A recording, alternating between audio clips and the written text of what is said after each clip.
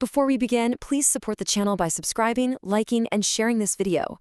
Constructive discussion is always welcome, and we invite you to share your views and insights in the comments. So, let's get into it. The market today, it's telling two completely different stories at the same time. You've got record highs for some, but a big-time stall for pretty much everyone else. We're going to dig into what's behind NVIDIA's incredible run, a rule change that's a total game changer for TSMC, and why this weekend is just packed with uncertainty. This video presents a direct, informational narration of the source document. First up, we'll unpack the market's split personality. Then we'll zoom out to see what's happening with geopolitics and the Fed. From there, we'll check the mood of the consumer before diving deep into the tech stocks that are really driving the action. We'll also take a look at what's going on with Tesla and Eli Lilly, and then we'll wrap it all up with a peek at what might be coming next week. Okay, let's dive right in.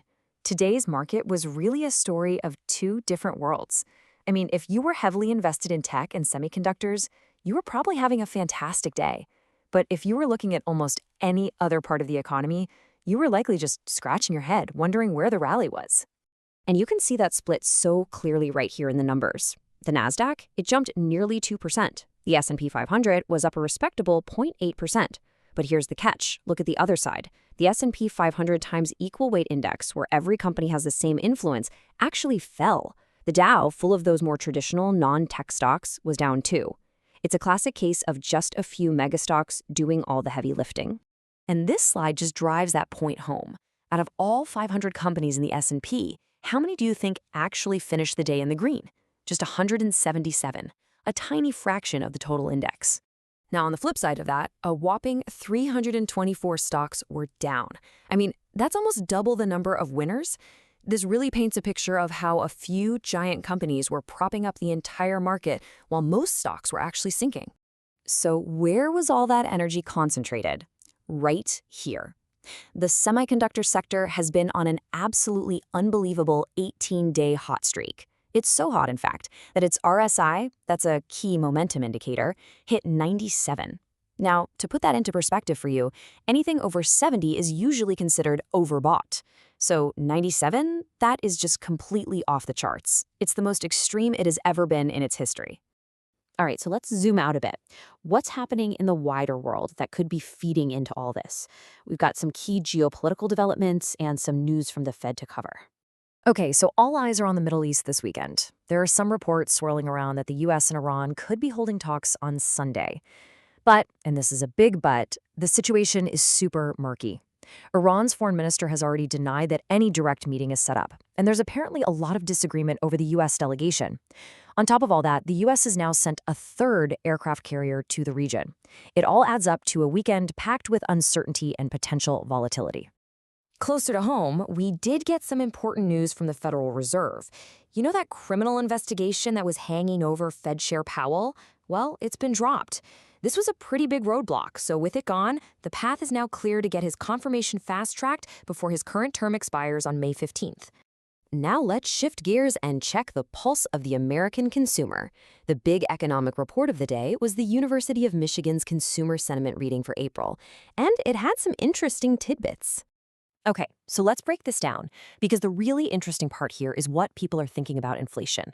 Yeah, overall sentiment is still pretty weak, even though it ticked up a tiny bit from the initial April reading. But look here, the one-year inflation expectation is high, but the one the Fed really watches, the 5 to 10-year outlook, that actually rose to 3.5%.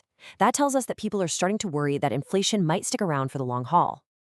All right, now for the main event, the stocks that were the true stars of the show today. Let's do a deep dive into what's going on in the tech and semiconductor space. AMD had an absolutely monster day, surging nearly 14% on huge volume. That's a really strong signal that this upward momentum could keep going. Now, from a valuation standpoint, it's starting to get up there. Its current price is getting close to the high-end targets for next year, which are based on a pretty lofty price-to-earnings multiple of 30 to 40 times. And then there's NVIDIA, which also hit a major milestone. It blew right past that key $208 resistance level and, more importantly, it locked in a new record closing high. The move was backed by a ton of trading volume, which confirms the breakout. Technically speaking, the stock is now in a clear bullish trend with no historical price resistance above it. It's in what traders call blue sky territory. Now, to really get why another chip giant, TSMC, had such a big day, you need to know about something called the TSMC clause. It was basically an old rule in Taiwan that said a mutual fund or an active ETF couldn't put more than 10% of its money into any single stock. Well, today that rule changed dramatically. They've relaxed the TSMC clause, bumping that single stock limit all the way up to 25%. But here's the kicker. This new rule only applies to companies that make up more than 10% of the main index. And guess who the only company is that qualifies?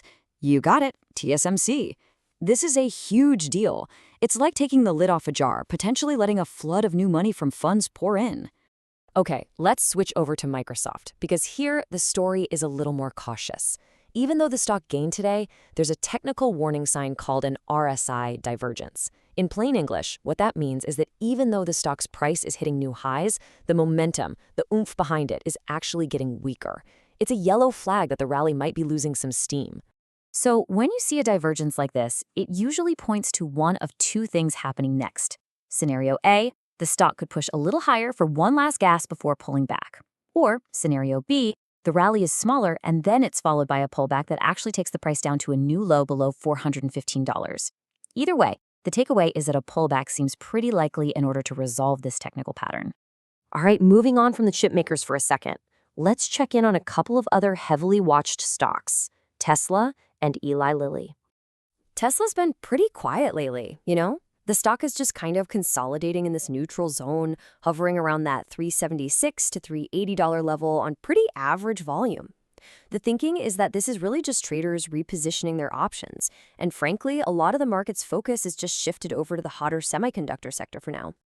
Eli Lilly, on the other hand, is facing some real challenges because of news about competitors in the weight loss drug space. Its stock has a really high valuation, trading at 30 to 40 times its earnings, and that makes it super vulnerable to any bad news. I mean, if investors decided to value it more conservatively, say at 20 times earnings, the stock price would be closer to $700. For now, the key price level everyone's watching for support is between $771 and $778. Finally, let's turn our attention to next week, because it looks like a major push and pull is setting up between some of the market's biggest money players. So here is the crucial point for next week. We are staring down a potential cash flow imbalance. On one side, you have pension funds, and they're expected to rebalance their portfolios, which could unleash over $20 billion in selling pressure. On the other side, you've got these systematic traders called CTAs, who've been big buyers lately. Well, their buying power is expected to be minimal. So you've got a major seller stepping up and a major buyer stepping down, and that creates a real headwind for the market. And that brings us to the million-dollar question for the week ahead, doesn't it? With these fund flow headwinds creating a serious drag, will the incredible momentum we're seeing in hot sectors like semiconductors, combined with whatever breaking news we get over the weekend, be strong enough to overcome it and keep pushing this divided market even higher?